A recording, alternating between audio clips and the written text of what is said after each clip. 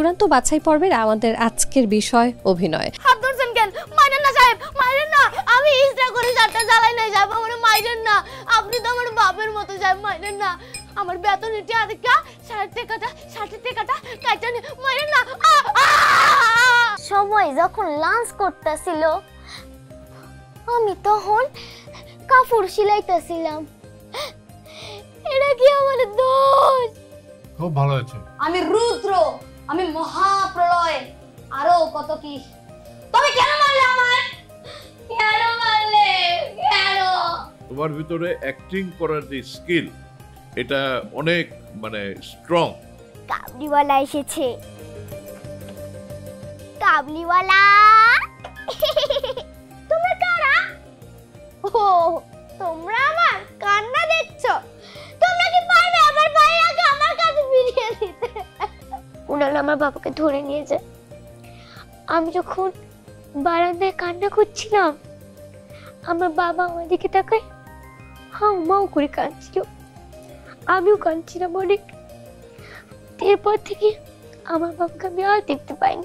তোমার অভিনয়টা আমাদের কাছে অভিনয় মনে হয়নি, আমাদের সবাইকে কাঁদিয়েছে, মনে মনে আমরা কেঁদেছি।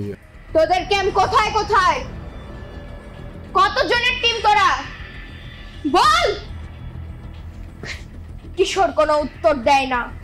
রাগে ফেটে পড়ে পাক অফিসাররা। কিশোরের 2 হাত বেঁধে দড়ির অপর প্রান্ত বেঁধে দেয় জিপের বোনেটের সাথে। স্টার্ট দেয় জিপ।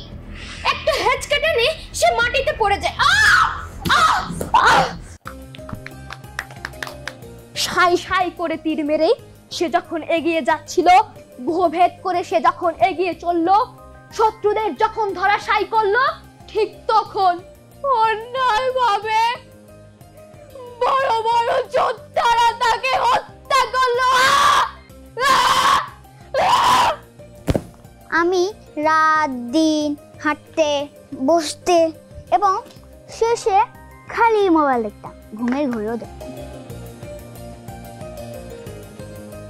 এই যে সাদা শার্টটা দেখছেন, শিশু কিশোরদের প্রতিভা অন্বেষণ প্রতিযোগিতার নতুন কুড়ি 2025-এর অভিনয় ক শাখার চূড়ান্ত বাছাই পর্ব প্রচারিত হবে আজ বিকেল 5:30 দেখতে চোখ রাখুন বিটিভির পর্দায়।